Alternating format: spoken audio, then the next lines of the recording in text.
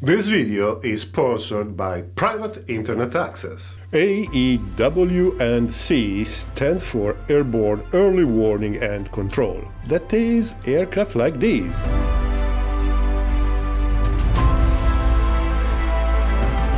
In this video we will discuss why they exist, why they are built like they are, what are the parameters to understand how effective they are, and why they might become completely obsolete in a decade or so. There is a lot of content out there about these aircraft because they are very important, but they basically just tell you how cool they are. Here we try hard not to insult your intelligence. So, without further ado... It is outrageous. What? Last week you made an entire long video about Chinese airborne early warning and control without involving me. Otis, you know how it is. I was in a hurry. You know that I have plenty of contacts in China.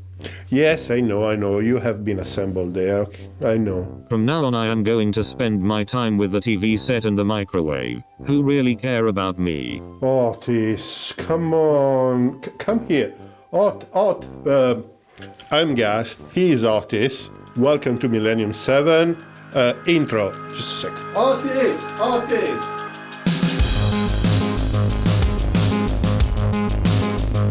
There are several reasons why you want to put an aircraft with a radar in the sky. And at this point I could spend a lot of time discussing the early airborne radars, but I'm sure you heard that story a million times. So let's move on. Let's focus on modern stuff.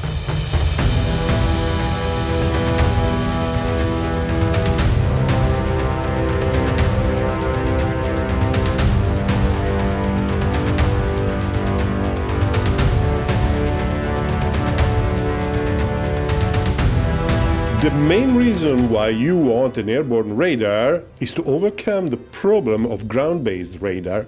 That is, they have a limited radar horizon. Radar emission travels more or less in a straight line because of the hard curvature. I know this is controversial, but I'm sticking with the official version. So because of the hard curvature, they will not be able to see what is beyond the radar horizon. There is a sliver of airspace near the radar where the radar cannot see, and this gap can be used by unfriendly aircraft to get close to the radar. This is the reason why we had an entire generation of military aircraft designed to fly very low and close to the ground, exactly to exploit this blind area that all ground radars have. If you add that the Earth is not smooth and elevated terrain can shadow some areas, you understand that this is a real problem. The distance of the radar horizon is derived by geometrical considerations, and it depends by the altitude of the radar above the ground. To be honest, atmospheric refraction bends the radar beams and increases the range a bit, roughly 15 to 20% more.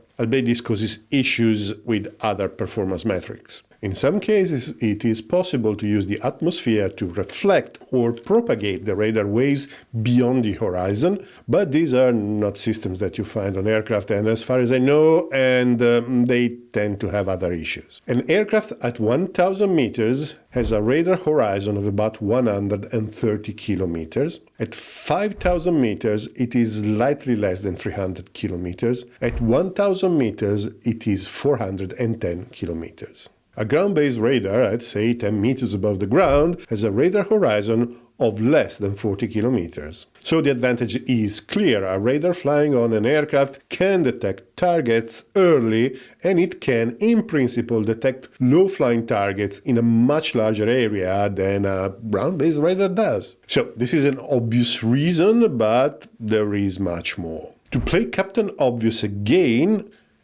aircraft move. In this way, you can have a radar where it is most needed to support an air battle or provide surveillance of a specific area.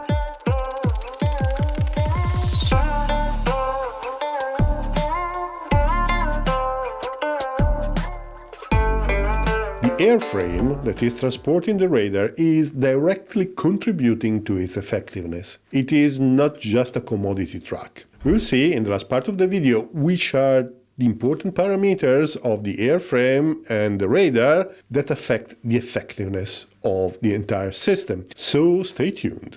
Another reason is that these aircraft are also communication nodes. And you know how communications are important in modern warfare, which is the perfect segue to our sponsor, Private Internet Access. So, Private Internet Access is a virtual private network, or VPN. Why do you need a VPN? The device you're using now to watch this video and any other device that has access to the internet exchanges way more data than you may think. And when the device is on the internet, the data exchange can be tracked by malicious actors. And even when the actor is not malicious, it is always information about yourself that you are leaking for no reason. A VPN is a software and a service that packages all the data exchanged by your devices, then encrypts them, then it connects with a server, potentially everywhere in the world, and the rest of the internet will see your traffic as coming from a server of your choice, and it will be impossible to track it back to you. You may think, but in this case I am entrusting the VPN with my data. Well, Private Internet Access has a strict no-log policy, and they don't just say so. It was proved in court, and the service has been audited by Deloitte. So, security is the main reason why I have chosen Private Internet Access VPN, but there are many other advantages that come with it. The most useful use case, at least for me, is when I need to do any kind of administration or buy something for the house in Italy, while I am in the UK. Websites, in fact, often redirect me to the UK version. With Private Internet Access, I can trick my device and make it appear as if it was in Italy. Many websites and streaming services are limited or not accessible depending on your location. Video games, sport events, or even ticket prices may be different from place to place. At the end of the day, buying a service that is then denied just because you are somewhere else, I don't know, it's like buying a signed copy of a crime novel and discover that the last pages where the murderer is revealed are missing. Private Internet Access works with most of the popular services and websites. You can choose among 91 countries and all the 50 US states. Private Internet Access works on all platforms, and with a single subscription you can cover all your devices regardless of the platform. It works on Windows, Mac OS, Android, Linux, iOS, and anything else. Actually, Otis uses it too. Yes, sir. As you know, I run a Linux emulator. It is not important now, Otis. What is important is that by using the link in the description or scanning the QR code on screen, you get 83% off the list price, and the first 4 months are free. It is only $2.03 a month. I have never seen better value. And it is also risk-free. In the unlikely case you should not be happy with it, there is a 30-day money-back guarantee. I am moving everything over to Private Internet Access. You do your math. Please support the people who support me. So, about communications. These aircraft are usually quite large and they can carry several communication systems on board. Voice communication is still very much used, and every aircraft carries several encrypted high-frequency VHF or UHF radios. Satellite communications are very much in use too, but the key element of modern network-centric warfare is obviously the data link. A data link is a complex of hardware and software protocols that enable the sharing of data among different platforms. Typically, these data include aircraft position, altitude, speed, and fuel available, but they can also include many more data, the data about the aircraft situation, the armament, but also the data of other aircraft that specific node has acquired by radar or by any other sensor. The F-35 does this on steroids. Modern data links may add even more information like the damage status, the armament, or even multimedia payloads like images or video. The data links are one of the keys of interoperability between different air forces and navies, so it is no surprise that these are defined as standards. And in the West they are NATO standards, the so-called STANAGs, of which the most used are the Link 11 and the Link 16. The Link 16, also known as JTIDS in its modern incarnation, is the de facto standards to coordinate airborne assets. The more modern Link 22 is progressively being adopted and it is superseding all the older data links. These systems are well known in the English-speaking world. Way less known, though, are the Chinese data links.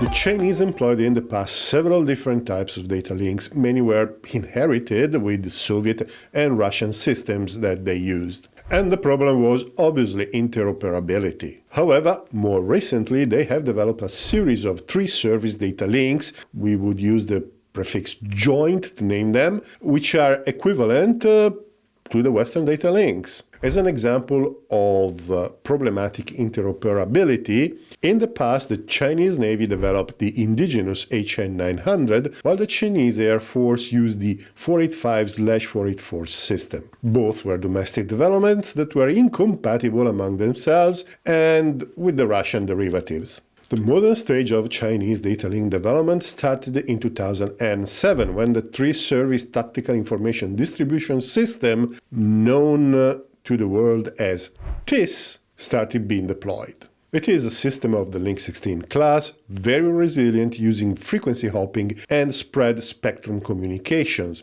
And, curiously, it operates between 0.96 and 1.215 MHz. That is the frequency that the International Telecommunication Union has reserved for data links. We cannot exclude the possibility that it could also use different bands, but, well, this is the official specification. The TIS has now evolved into the JIDS, which allows to package various payloads other than basic information. The JIDS is used by the Air Force, by the Navy, and by the Chinese ground forces at the same time, with a level of integration not easy to find in Western service. More recently, a new evolved system called DTS-03 has been seen in military expos, where compatible hardware were available for everyone to see. This should be a different type of data link working on a peer-to-peer concept. That is, the terminals just connect with each other when in range, and each terminal can relay the information to all the other terminals. It is also advertised to support a cooperative engagement capability, which is a subject that we will touch later. It is not clear whether it is a directional data link or not, but I would guess it is. This is a capability that the Chinese have always considered a top priority. In fact, even before the DTS-03, Chinese AWACS and many Chinese UAVs have the capability of working as relays and translators of information to create a resilient mesh of communication nodes to manage the battle in all the 4 main domains: air, sea, ground, and space. Among the Western forces, this capability exists, but is not yet widespread. For example, systems like the BACN, usually called Bacon, are payloads that can be installed on various platforms, usually airborne, to achieve the same result. The Chinese classify the data links in 3 families. Weapons data links that guide the weapons, that is, single-purpose systems. Tactical data links like the DTS-03, whose function is to spread the COP and CIP, like those who speak properly are used to say. COP is the common operational picture, while the CIP is the common intelligence picture. I'm sure that the Chinese use other names, but the concept is the same. Above this system, there are the theater data links that join tactical data links in a single common picture that is theater-wide. These are usually based on SATCOMs or ground links between relay stations and involve long-haul communications. In fact, one element that all tactical data links have in common is the limited range. Or better, it goes like this.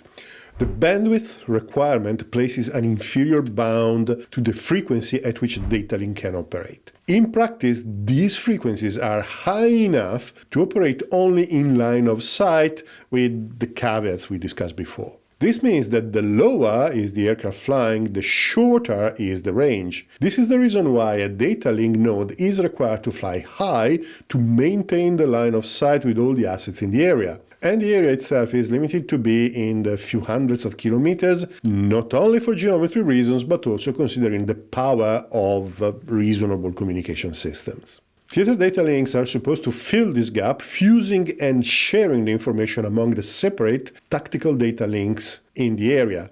For example, to cover an area like the South China Sea, 2 to 4 tactical data link cells may be necessary.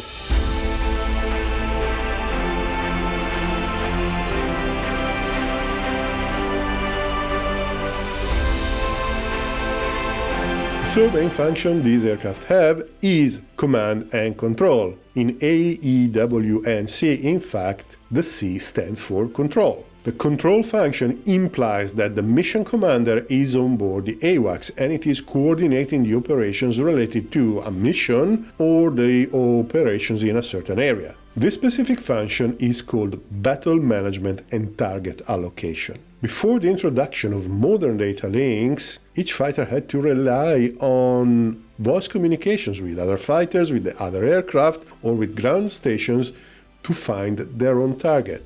With the level of situational awareness allowed by the COP, the commander can carefully allocate the available weapons to specific targets in order of priority and in the most effective way possible, assuring the confliction among the fighters. Targets can be assigned in near real time, and in some cases even automatically. And this function alone can be considered a force multiplier, a way of doing more with less. Moreover, AWACS can support modern long-range weapons in flight. In fact, most modern air-to-air missiles feature a data link for mid-course updates. These updates can be provided by the launcher, by other combat aircraft in the area that may have a better lock on the target, or by the AWACS itself. The advantage is that the launcher aircraft can start evading from the potential enemy reaction right after the launch without worrying of the missile guidance. This may come at the expense of some of the AWACS detection capability while the missiles are being guided, but it is a very effective practice. It is probably worth mentioning that this capability of using the COP for collaborative targeting and engagement is moving downward to the combat aircraft level. When someone mentions that the F-35 is a sort of a mini AWACS, as it is sometimes called in the press, it is a reference exactly to this capability.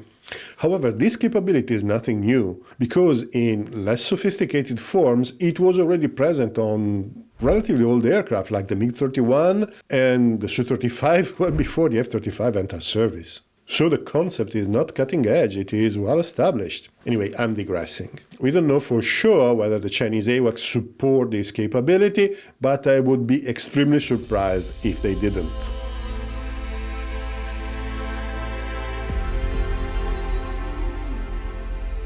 So far, we have seen the functions. So, if form follows function, why are the airborne early warning and command aircraft designed and built like they are? So, AWACS must carry a radar, have room for the crew, have abundant electrical power, and be fuel efficient for a long time on station. There are two possible configurations, an external radome or integral antennas. The radomes can be of two types, a disc above the fuselage or a long nacelle above the fuselage. Other configurations are possible, but this is what we have in modern aircraft. Helicopters actually feature a radome or an antenna that can be lowered under the fuselage when in flight, but we're focusing on aircraft.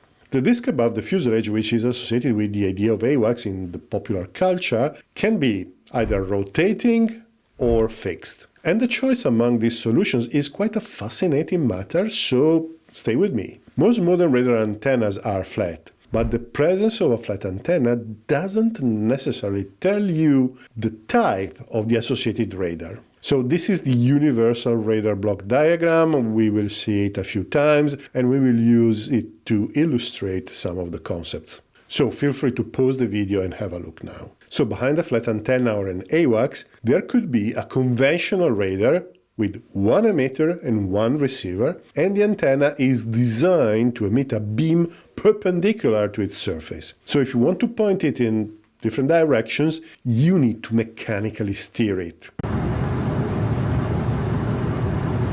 I guess you could steer the entire aircraft, but you understand that is definitely not practical. But a flat antenna could also be part of a PESA radar that still has one emitter and one receiver, but the beam can be steered electronically through a mechanism known as phase shifting. And finally, it could be an AESA array, which has many small emitters and receivers that can be individually piloted by a controlled system, and their interaction can steer the beam electronically. AESA systems are slowly replacing all other types because they have several advantages in basically all areas, but unfortunately even a basic list would take us too far, so you have to take my word for it.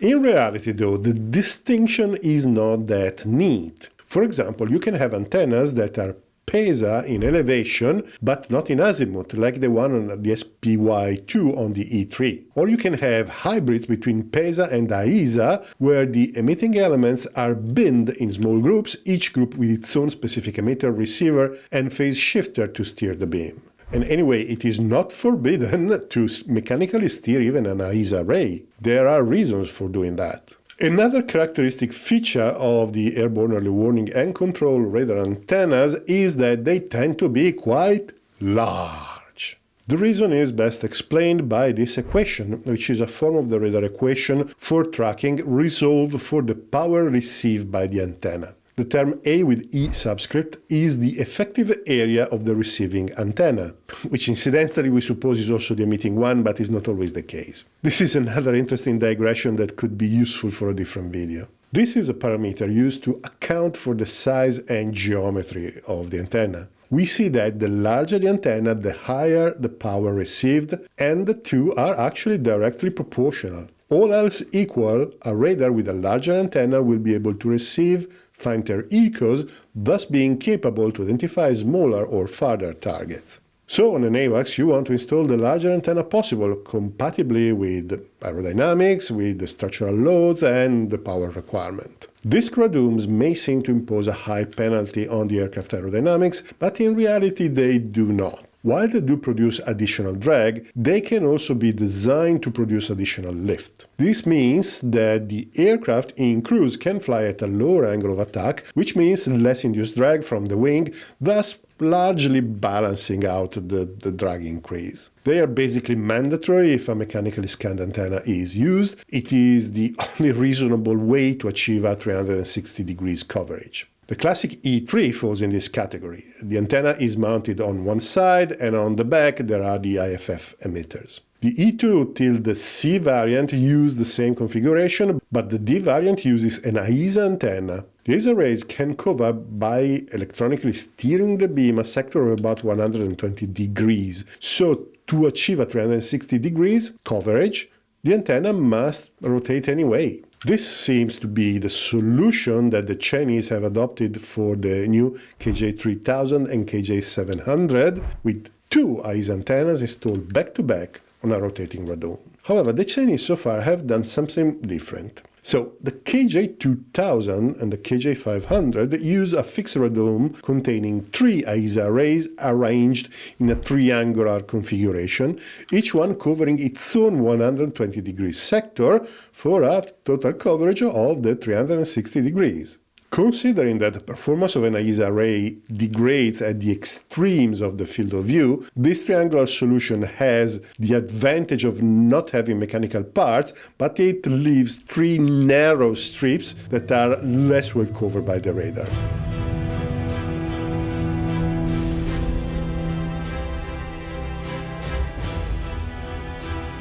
The other radome solution in contemporary AWACS is the Nassel, installed above the fuselage. Sometimes it's also called a canoe. This solution is generally adopted by smaller platforms. I mean, in some cases, larger aircraft would not be manageable by a specific air force. For example, if dispersion is needed, then smaller, simpler, and rugged platforms are preferable. In some other cases, you're using a small platform because it is just a matter of costs. The acquisition cost of an airframe, excluding the payload and the mission systems, is proportional to its weight. So smaller aircraft cost less. Examples of this type of solution are the Swedish Sub 340 Global Eye, the American E7 and the Chinese KJ200. On smaller platforms, the placement of the nacelle is complex because it must not cause excessive excursions of the center of gravity. But this also means that it is placed, at least in part, ahead of the aerodynamic center of the aircraft, which is usually near the center of gravity. This has the effect to reduce the yaw stability, and this is the reason why these aircraft often feature additional vertical surfaces on the tail. Furthermore, the nacelle doesn't produce lift but just adds to the drag. The E7, as you can see here, is sort of an exception, with the arrays placed quite backwards, but the Boeing 737, which is based on, is a relatively large airframe. The nacelle contains two AESA arrays back-to-back, that have the problem of leaving a 60 degrees frontal and rear blind sector. These blind spots may not be a problem for some air forces where the threat is coming by specific directions, like it was in the case of the Swedish Air Force, which was oriented toward Russia. A workaround could be using two aircraft flying orbits oriented at 90 degrees, but in this case you need two aircraft rather than one to execute the same mission. It is good for redundancy, but it is bad for costs. It is worth noticing that aircraft that make use of this configuration often they also feature a forward-looking radar to mitigate the problem. For example, on the E7, it is in the hat above the two arrays, while the B variant of the KJ200 has a fighter-like radar in the nose. Obviously, though, these radars are very different from the big AESA arrays, so they do not offer the same performances in terms of range, power, and other parameters. Just for completeness, the E7 radar is called a multi-role AESA or MESA. But the differences between AESA and MESA is more operational than conceptual. It basically means that the radar can do more than simple air surveillance, but such is the case for many other systems. So I'm not using the term in this context.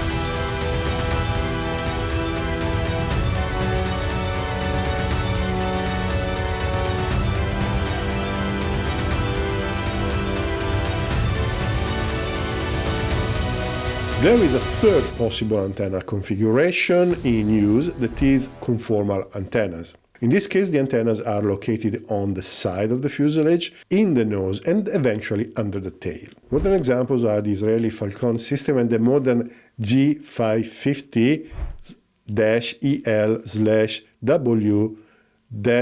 I wonder who's giving these names, honestly. The advantage of this choice is that aerodynamically it is less intrusive than a nacelle. Structurally, though, it could require a quite extensive redesign of the fuselage. Another issue is the electromagnetic compatibility because the arrays are so close to the internal equipment. It is a solution that has been used, it works, but the better aerodynamic performance may not be worth the added complexity.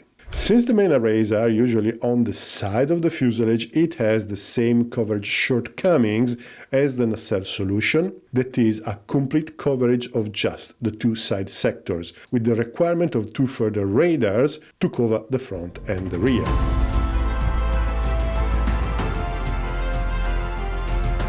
Why did we spend so much time discussing the possible antenna configurations and the difference between traditional radars, AESA and PESA? Because this subject is instrumental in defining a key parameter for the effectiveness of the airborne early warning aircraft: the update frequency. Here we are not talking about the classic radar parameters like the pulse repetition frequency and the duty cycle and so on. We will cover them another time. We are talking about the update of the picture on the operator's screens. With a classical mechanically scanned antenna, the situation can only be updated once per revolution. The E3 and the E2 rotate at 6 RPM, which means one update every 10 seconds. With PESA or AESA radars, it is possible to search large volumes of space very quickly and very efficiently in times measured in milliseconds. To this time, we need to add the processing time that is required to build the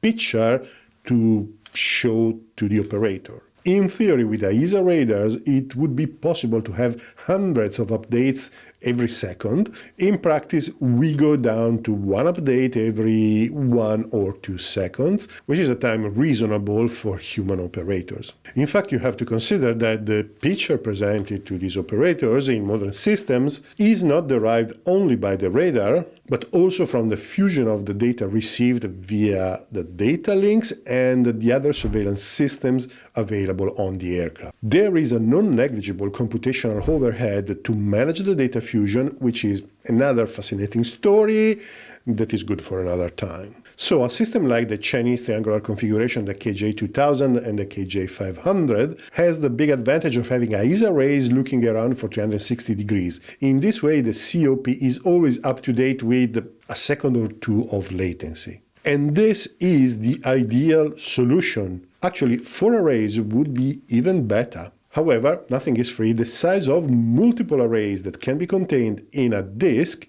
is smaller than that of a hypothetical array placed near the disk diameter.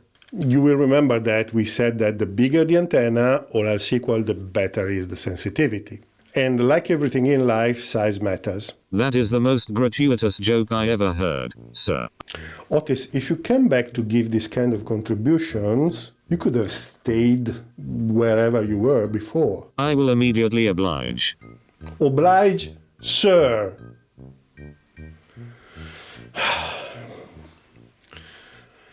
So where was I? So solutions with AESA arrays in a nacelle or mounted in a conformal arrangement can have the same quick update frequency, but they don't provide the same coverage over 360 degrees. Even if there are nose and tail radars to fill the gap, these radars are smaller and in general different from the AESA arrays. So a solution that we are seeing for the new Chinese KJ3000 and KJ700 is a rotating radome above the fuselage with 2 AESA arrays back to back. In this way, at any given time, there are 260 degrees sectors that are not covered, but the blackout lasts only for a limited time. With one rotation every 10 seconds, for example, the blackout is in theory less than 2 seconds. It is 1.6 repeating seconds, sir. Yes, thanks. Every direction around the aircraft is not covered for a total time of about 3.3 seconds in 10. 3.3 repeating, sir. Overall, it is a relatively small penalty for an array that is over 30% larger. I said nothing, sir.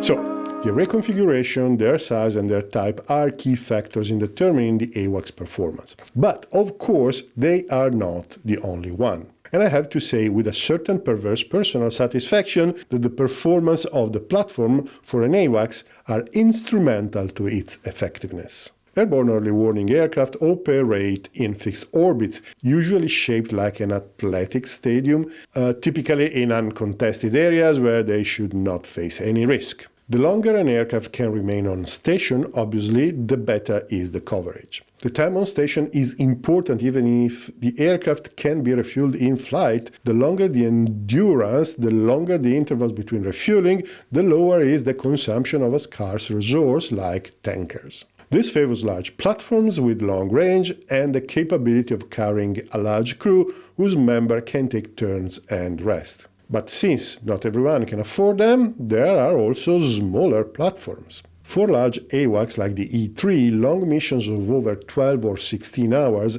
are common, and sometimes they can be even longer. Obviously, it is not possible to stay airborne indefinitely because the fuel can be replenished, but other consumables run out, including cruise food and drinks. The United States Air Force has this concept of an orbit, that is a group of 4 aircraft which is needed to keep one in the air for an undetermined amount of time, where undetermined means months or even years.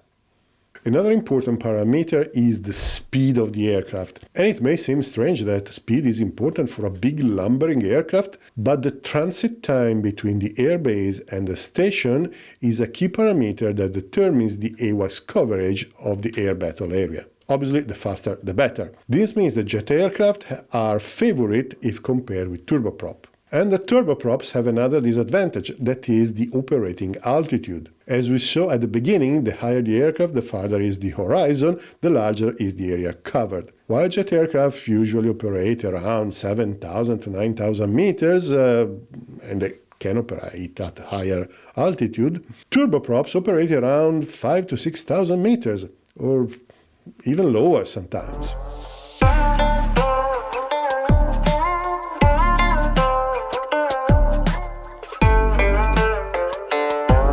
The other platform feature that directly influences the performance is just the size. The equipment required to make the radar work is quite large, particularly for traditional and PESA radars.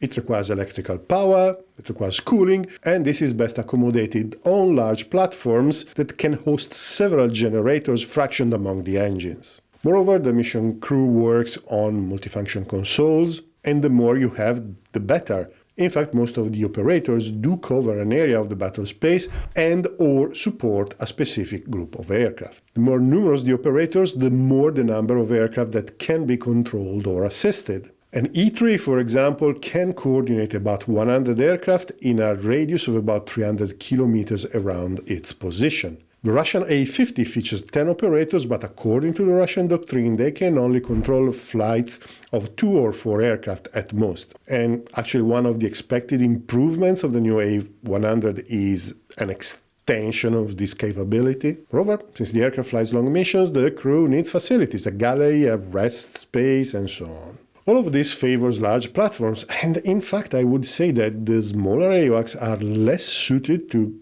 controlling the airspace for a long period of time.